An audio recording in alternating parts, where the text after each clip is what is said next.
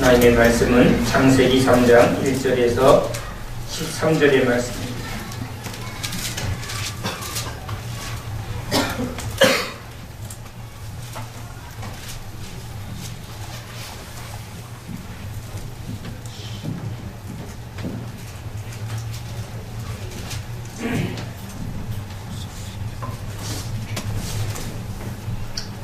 우리 다같이 하나님의 말씀을 함께 읽겠습니다. 그런데 뱀은 여호와 하나님이 지으신 들짐승 중에 가장 강교하니라. 뱀이 여자에게 물어 이르되 하나님이 참으로 너희에게 동산의 모든 나무의 열매를 먹지 말라 하시더냐. 여자가 뱀에게 말하되 동산 나무의 열매를 우리가 먹을 수 있으나 동산 중앙에 있는 나무의 열매는 하나님의 말씀에 너희는 먹지도 말고 만지지도 말라. 너희가 죽을까 하노라 하셨느니라. 뱀이 여자에게 이르되 너희가 결코 죽지 아니하리라. 너희가 그것을 먹는 날에는 너희 눈이 밝아져 하나님과 같이 되어 선악을 알 줄 하나님이 아심이니라.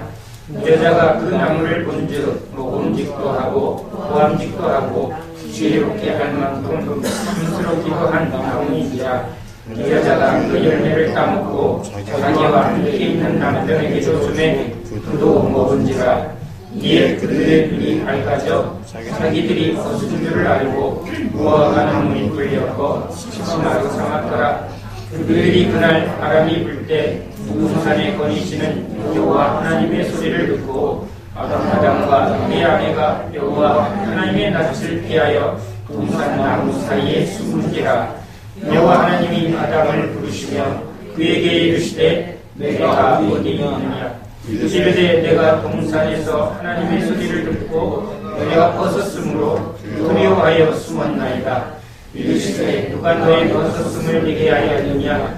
내가 내게 먹지 말라 명한 그 나무 열매를 내가 먹었느냐. 아담이 이르되 하나님이 주셔서 나와 함께 있게 하신 여자 그가 그 나무 열매를 내게 줌으로 내가 먹었나이다. 여호와 하나님이 여자에게 이르시되 내가 어찌하여 이렇게 하였느냐.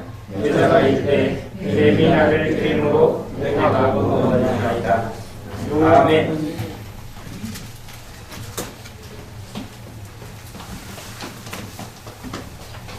신앙생활을 하면서 좋은 모델링이 되는 사람, 그 사람을 가까이 하는 것은 참 우리에게 복이고 유익합니다. 살아계신 주님을 우리가 실제 보고 또 그분이 행하시고 그분이 말씀하신 것을 보고 들었다면 그것은 엄청난 복이죠. 그래서 12사도를 뽑을 때에도 조건이 있었습니다. 무조건 믿습니다 라는 사람을 사도로 뽑은 게 아니라 예수님을 따르는 제자 중에 예수님이 행하신 모든 것을 보고 들은 증인들 중에 12사도를 뽑은 것입니다. 믿음의 근거는 바로 예수님을 아는 것이고 또 예수님이 무엇을 말씀하셨는가를 들은 사람이고 예수님이 무엇을 행하는가를 본 자가 증인할 수 있는 것입니다. 자기 말을 하는 게 아니라 바로 예수님을 증거하는 게 사도의 가장 큰 목적입니다. 우리 신자의 가장 큰 목적은 자기를 말하는 게 아니라 예수님을 말하는 것입니다. 그런데 교만해지면 자기 얘기합니다. 또 상처 있거나 자기 비하에 빠진 사람도 자기 얘기합니다. 그래서 성경은 하나님은 교만한 자와 또는 자기 비하에 빠진 사람이나 똑같이 교만하다고 말합니다. 저의 짧은 신앙생활에서 교회가 잘못 가르친 그 가르침 때문에 참 여러 가지 훌륭하신 모습을 가지신 한 장로님이 물질적으로 교회를 섬기지 못한 것에 계속 부끄러워하셨던 장로님을 제가 알고 있습니다. 여러 번 말씀을 증거하셨기에 반복이 되지만 우리 안에 굉장히 중요하게 붙들어야 합니다. 교회에서 장로는 헌금도 많이 해야 되고 돈으로도 교회 여러 가지를 섬겨야 된다는 전통의 가치관이 그분에게 있었기에 공무원으로 정년 퇴임한 그분은 늘 그것에 부끄러워했고 힘들어하셨습니다. 그래서 대표기도할 땐 1000만 원 11조 하는 것을 꼭 대표기도에 그분이 하셨던 분입니다. 그런데 그것은 회개해야 될 죄입니다. 그것은 주님의 가르침이 아닙니다. 장로의 자격은 말씀과 기도의 능력입니다. 성경대로 믿어야 되는데 세상적 가치관이 들어온 교회의 가르침에 그분이 그대로 그걸 붙들었습니다. 그 믿음으로는 하나님 앞에 칭찬받을 수 없어 회개하십시오 하고 돌아가시기 전에 연로하신 그분께 제가 아주 강하게 말씀했습니다. 그런데 똑같은 죄를 범하는 분이 있습니다. 바로 돈이 많아서 교회에서 돈으로 교회를 휘둘리게 하는 것도 죄지만 돈 없다고 직분을 맡을 수 없다고 생각하는 이것도 똑같이 교만한 것입니다. 자기를 느끼는 것이죠. 우리 목사들이 내가 총회장이니 내가 박사니 또는 내가 얼마나 많은 성도와 얼마나 큰 건물을 가지고 있느니 하고 내가 보여지는 것에 자랑하면 여러분은 그 사람이 그 목사가 육적인 목사구나, 저 사람이 진짜 목사님이 아니구나. 제가 왜 목사님하고 목사 이렇게 구별을 뒀냐면 저에게 신학을 할 때 가장 모델링이 되던 여자 집사님이 있습니다. 신학교에 다닐 때도 여자 전도사님을 볼 때 제가 기준으로 삼았던 분이 바로 제가 아는 한 집사님입니다. 하나님께 바로 은혜를 바르게 받았고 또 바로 받은 은혜를 바르게 사용하는 모습이 너무 분명했습니다. 제가 은혜 받기 전에는 그분이 은혜 받은 분임을 몰랐습니다. 그분이 행하는 일들이 전혀 보여지지 않았습니다. 왜냐하면 제 눈이 세상에 있었기에 그분이 뭘 하는지 보이지 않았습니다. 그러나 제가 은혜를 받고 이제 하나님 중심으로 볼 때 그분이 하는 일들이 보였습니다.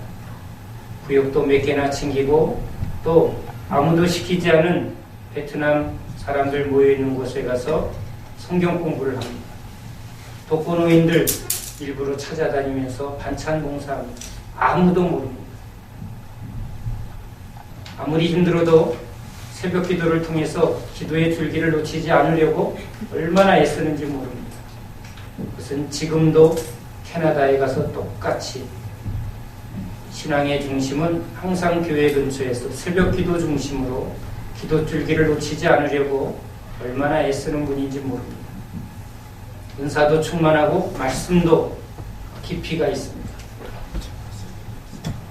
그런데 그것은 저뿐만 아니라 교회에 있는 여러 여집사님들도 그분의 영권 앞엔 다 꼬랑지 내립니다. 왜? 실력이 너무 확 차이가 납니다.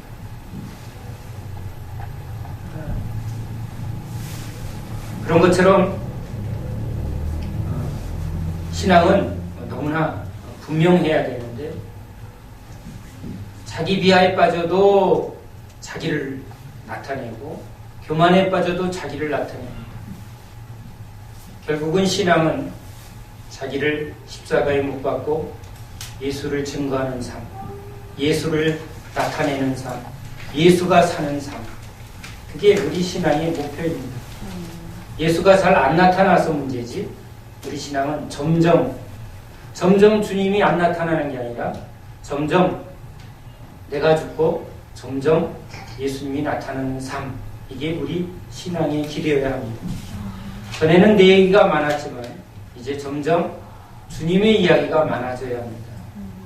전에는 내 삶의 어려운 얘기를 푸념했지만 이제는 우리 삶의 어려움 때문에 주님이 우리 삶을 어떻게 붙드셨는가 하고 주님의 이야기가 점점 늘어나야 합니다.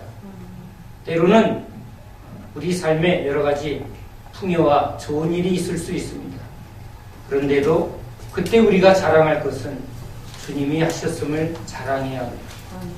고난 속에서도 고통이 있을지라도 실패가 있을지라도 그것을 통해서 연단하시는 하나님의 손길을 자랑하는 것이죠. 그래서 범사의 주권을 인정하고 모든 일에 주님이 말씀하시듯 말하며 주님이 행하시는 모든 일을 우리가 증거하는 자, 그게 우리 구원의 핵심인 것입니다. 신앙의 좋은 모델링으로 제가 은혜 받았을 때 보았던 그 여 집사님을 또 7년 만에 뵙게 되었습니다. 캐나다로 이민 갈 때도 저렇게 신령한 여집사를, 저런 기독군이 하나님이 우리 교회에 보내주시면 하고 기대했던 사람인데, 저뿐만이 아니죠. 여러 사람이 영적으로 능력 있고 충성도가 높은 그런 분을 뵈면 하나님 우리 교회 일꾼으로 보내주세요. 또 실질적으로 교회에 여러 교회를 보면 그런 분들이 꼭 교회 안에서 보이지 않게 기둥 역할을 하고 있어서 교회가 문제가 많고 힘든 일을 겪어도 교회가 이렇게 서가는 것을 봅니다. 그러기에 이분이 왜 캐나다로 갔을까? 오늘 장시간에 걸쳐서 그분의 삶의 이야기를 듣습니다. 함께 했던 우리 다른 권사님과 우리 사모는 자기 얘기를 안 하고 그 여집사님만 얘기하니까 나중에는 안 들으려 하더라고요. 그런데 저는 귀를 열심히 기울였습니다. 너무 궁금했기 때문에. 그런데 거기서나 여기서나 하나님은 동일하신 하나님이십니다. 그 집사님이 고백하는 삶 속에 저는 얼마나 기도에 열심이고 얼마나 하나님 앞에 충성하는 그 집사님의 삶에 계속 고난이 따라가는 것을 보게 됩니다. 열심히 기도하고 흐트러짐 없이 충성하면 그분이 하는 일이 다 잘 되는가? 아닙니다. 톡톡한 수업료를 치르게 됩니다. 그리고는 고백합니다. 진짜 하나님한테 많이 죽었다. 돈 까먹고 고생하고 사람한테 상처받고 사기당하고, 그런데 거기서 상처를 붙드는 게 아니라 왜 주님이 그 일을 겪게 하셨나라는 것을 붙들고 감사합니다. 찬양합니다. 오늘 그 고백을 듣는데 참 동일하신 하나님, 동일하신 은혜를 주고 있구나. 물론 자녀들이 하나밖에 없지만 잘 크고 또 선교사로 벌써 어리지만 선교사가 되기 위해서 준비하는 모습을 들을 땐 세상 그 누구보다도 부럽습니다. 그 아이가 명문대학 나와서 좋은 직장에 취직하고 또 세상식으로 잘 풀리는 것, 그거보다 열심히 공부해서 선교사가 되기 위해서 홈리스나 또는 마약하는 사람들을 섬기는 구세군 단체에 들어가서 지금 열심히 봉사하고 또 미래의 선교사가 되기 위해서 하나하나 준비하고 있다는 그 어린 딸의 고백을 들을 때 참 부모가 앞에서 어떻게 살았기에 저 딸이 저렇게 고백할까가 너무 부러웠습니다. 상대적인 우리 두 자녀의 삶과 비교해보니 그분이 오랫동안 기도하고 어려운 가운데서도 믿음을 지키는 삶의 열매를 분명하게 보게 해주시는구나. 또 하나님의 때에 하나님은 분명하게 열매를 맺게 해주시는 분이라는 그런 그 집사님의 고백은 저에게 또 소망을 갖게 했습니다. 긴 대화 속에 저는 한국에 있을 때나 캐나다에 가 있을 때나 그분이 하나님 앞에 있다는 것을 보게 됩니다. 또 고백을 합니다. 나이가 들었을 때 또 10년 후에, 아니 60이 되면 선교사로 떠날 준비를 하고 있다기에 앞으로 5년 후면 저분은 선교사로 떠나겠구나. 5년 후에 또 10년 후에 우린 더 깊은 열매를 맺기를 서로 권면하며 오늘 헤어졌습니다. 멀리 떨어져 있지만 하나님 앞에서 사는 그분의 중심을 보며 그 마음이 어디에 있는가? 한국에 있을 때도 그 마음은 늘 하나님 앞에서 떨어지지 않으려고 새벽 기도하면서도 그것이 형식이 되고 익숙해지니까 진짜는 마음을 안 들인 것 같아서 낮에 따로 1시간 구별해서 하나님 앞에 마음을 드리겠다고 자기를 쳐서 복종하는 그 여집사님의 고백이 제 귀에 얼마나 쟁쟁한지 모릅니다. 목사보다 더 하나님 앞에 더 반듯해 보이는 그 집사님이 저에게는 도전이었습니다.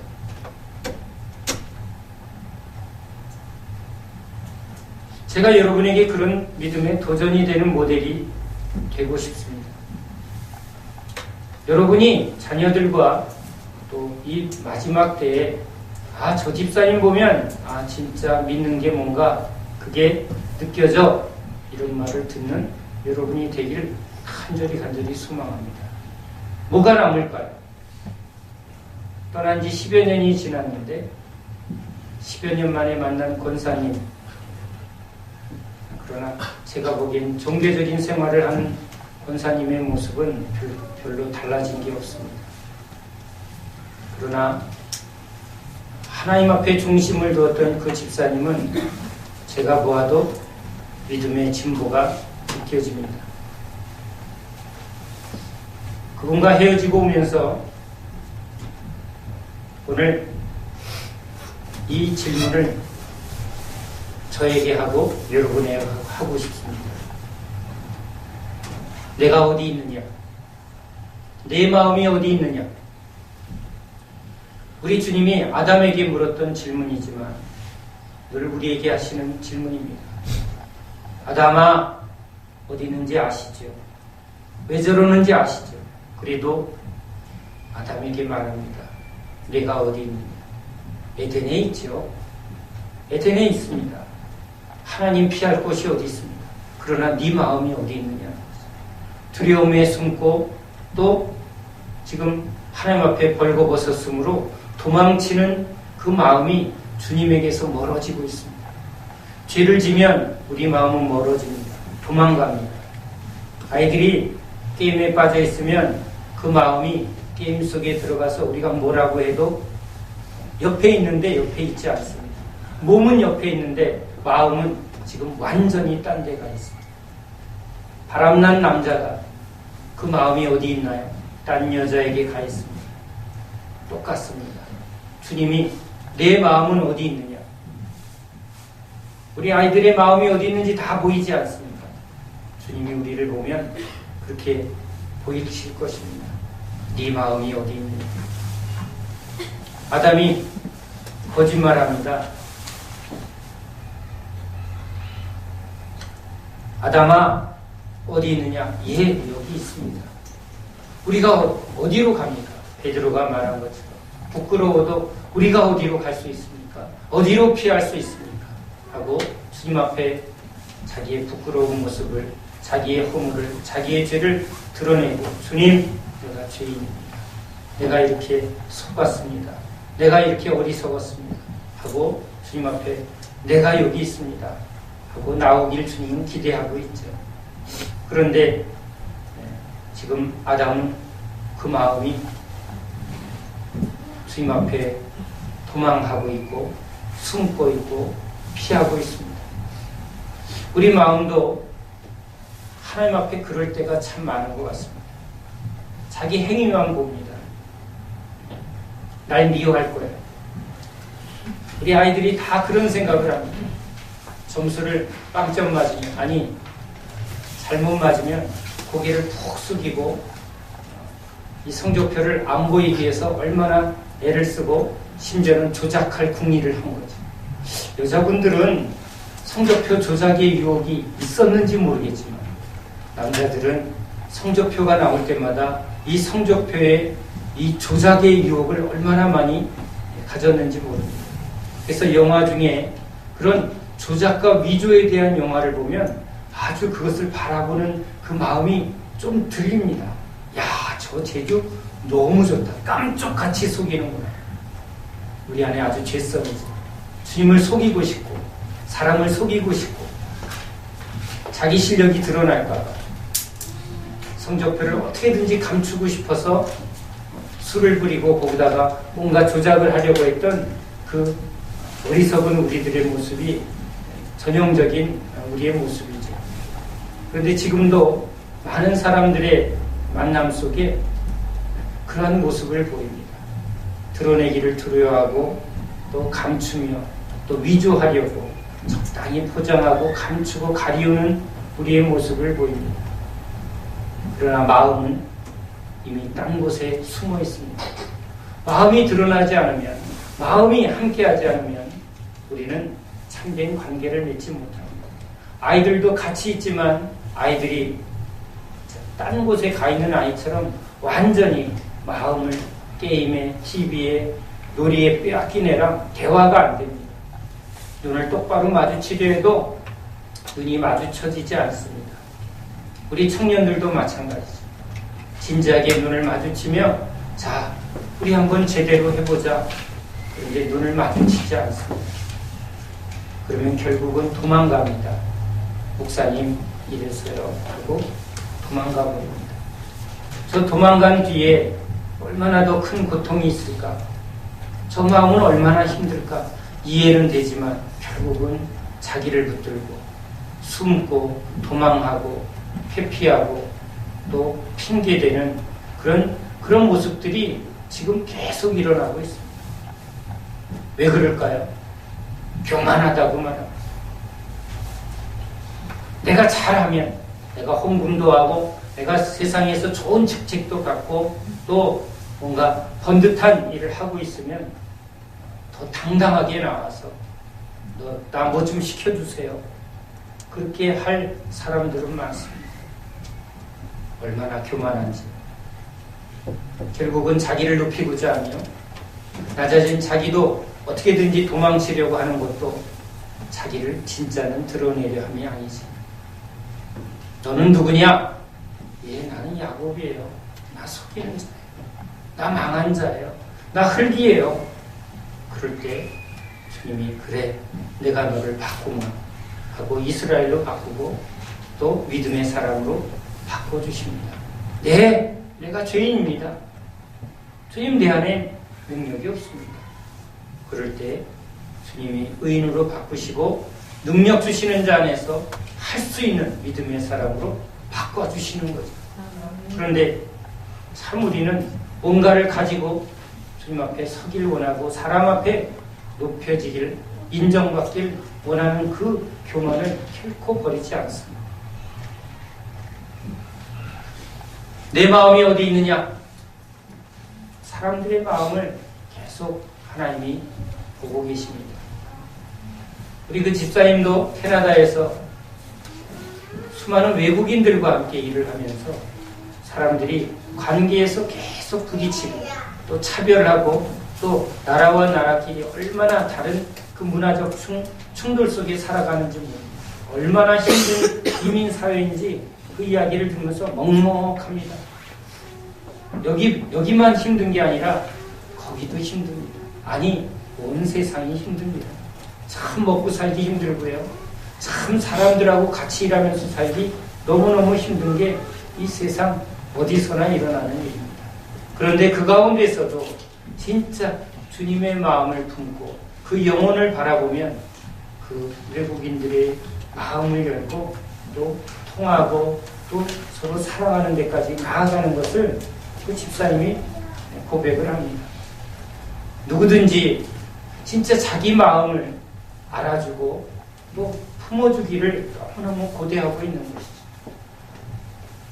주님은 예수 믿는 우리들을 통해서 멀어졌던 마음과 마음을 잇고 또 닫혔던 마음을 열어서 그 안에 예수님을 모시기에 준비된 마음으로 우리를 사용하려고 우리를 부르셨습니다.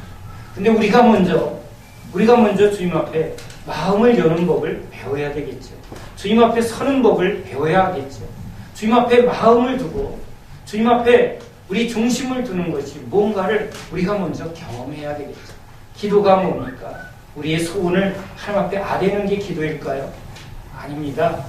우리가 원래 있어야 할 그 자리, 하나님 앞에 있어야 할 자리. 예, 주님, 우리를 지으신 목적이 우리와 교제하려고, 우리와 함께하려고 주님이 우리를 구원하시고 우리를 지으셨기에 예, 주님께로 돌아갑니다. 우리 마음을 하나님 앞에 두는 것이죠.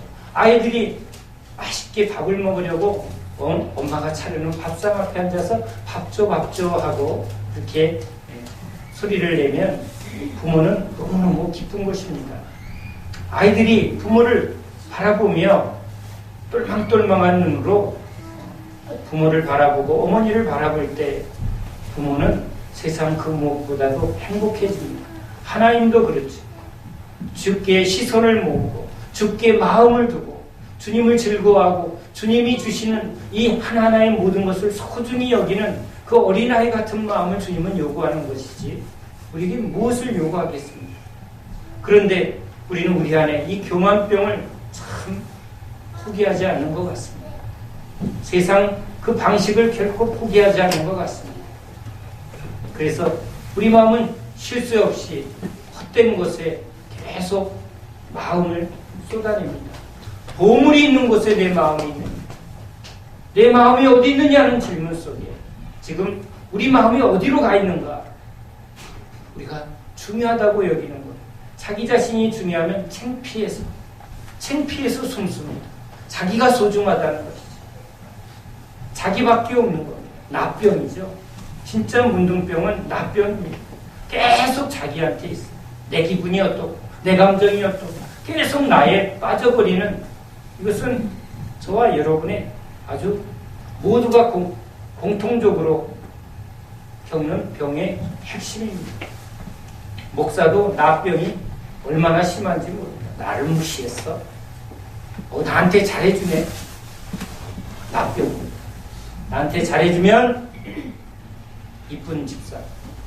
나한테 못되게 굴면 못된 집사. 나가 아니라 그 사람의 영혼을 봐야죠. 그 사람의 중심을 봐야죠. 왜 저러시는지, 뭐가 힘든 것인지 그 사람의 마음을 자꾸 헤아리고 또 주님의 마음으로 품어주고 해야 되는데 계속 나병에 걸리면 나한테 왜 그래? 하고 나한테가 자꾸 걸리는 저를 봅니다.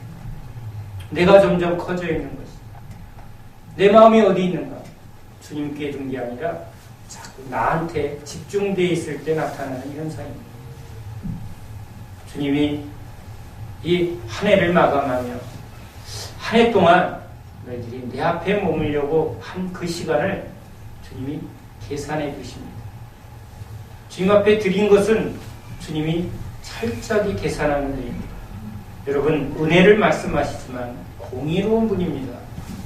이 땅에서의 하나하나를 주님은 공가로 정확하게 계산하는 분이라는 것을 우리는 또 기억해야 합니다. 뿌린 대로 거두는 법입니다. 이것은 만고의 법칙입니다.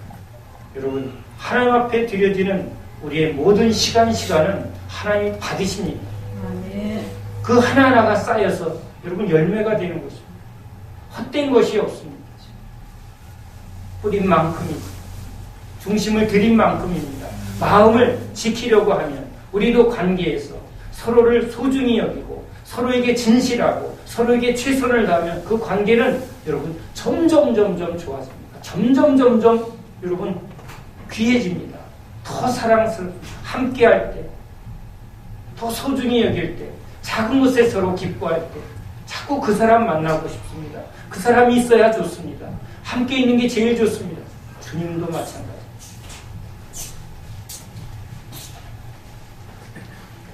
지금 여러분의 삶이 항상 귀한 것에 마음이 가 있습니다.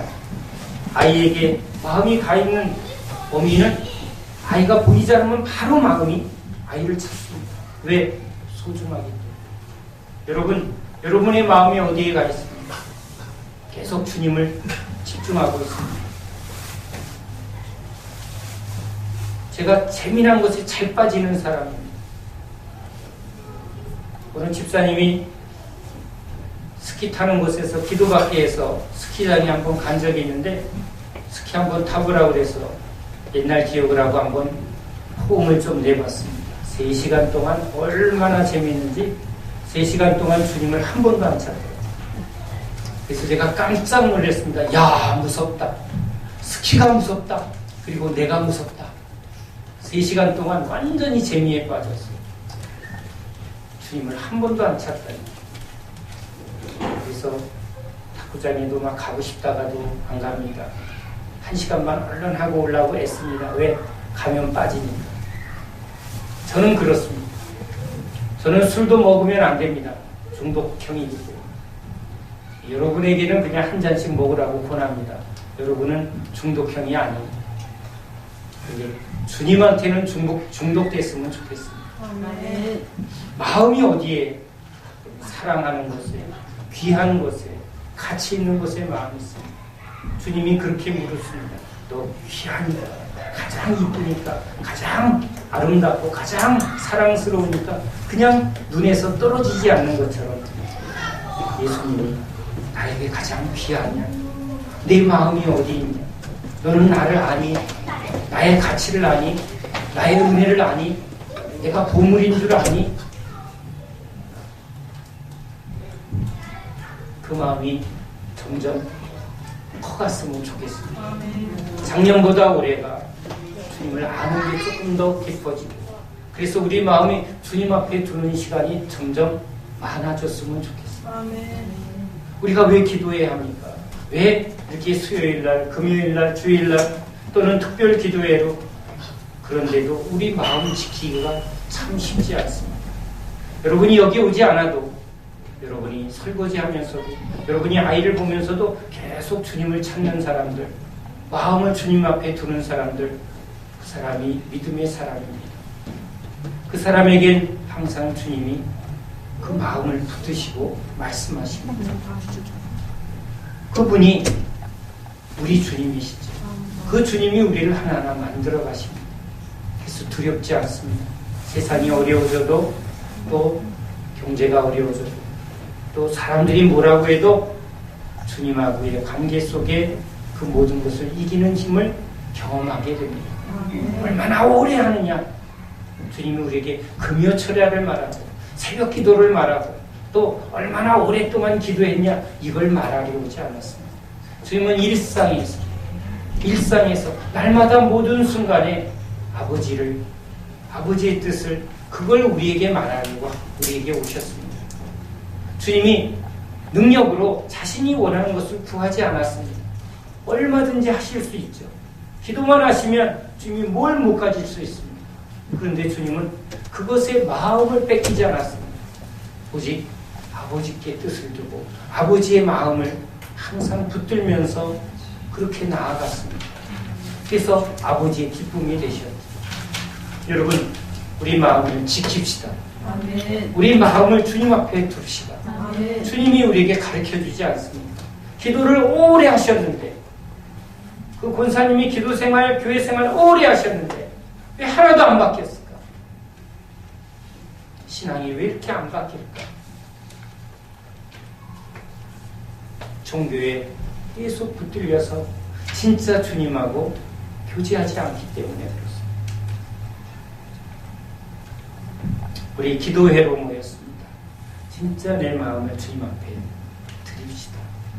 주님, 내 마음 아시죠? 그러면 주님이 이렇게 말할 것 같아요. 너도 내 마음 알지? 그러면 우리 뭐라고 할까요? 그런 거 말고요. 내가 필요한 거 아시죠? 이렇게 하지 마시고, 진짜 주님 마음 아는 자 되기를 원합니다. 우리 연약함이 많기 때문에, 또 죄가 많은 것에 은혜가 많기 때문에, 그래서 주님이 더 긍휼히 여겨주십니다. 오늘 부끄러움이 많은 저와 같이 오늘 주님 앞에 제가 부끄러움이 너무 많습니다. 목사답지 않은 제가, 여러분에게 너무 험을 많이 보여준 제가 주님 앞에 부끄러워서 도망가지 않고 이렇게 주님 앞에 섰습니다. 여러분도 저와 함께 주님 앞에 갑시다. 내가 어디 있느냐? 예, 주님, 제가 제일 더러워서 주님 앞에 맨 앞에 나왔어요. 주님, 제가 진짜 깨지고 상한 게 많아서 주님, 다른 사람보다 저를 먼저 씻어주세요. 제가 주님의 손이 다음이 아니라 요번에 꼭 손대주세요. 주님, 건강 주세요. 주를 위해서 살고 주를 위해서 충성할 테니까 한번 속아주세요 하고 한번 주님 앞에 오늘 마음을 쏟으면서 주님, 내가 여기 있습니다. 그렇게 기도하며 주님 앞에 엎드리는 저와 여러분 됩시다. 기도하겠습니다. 하나님,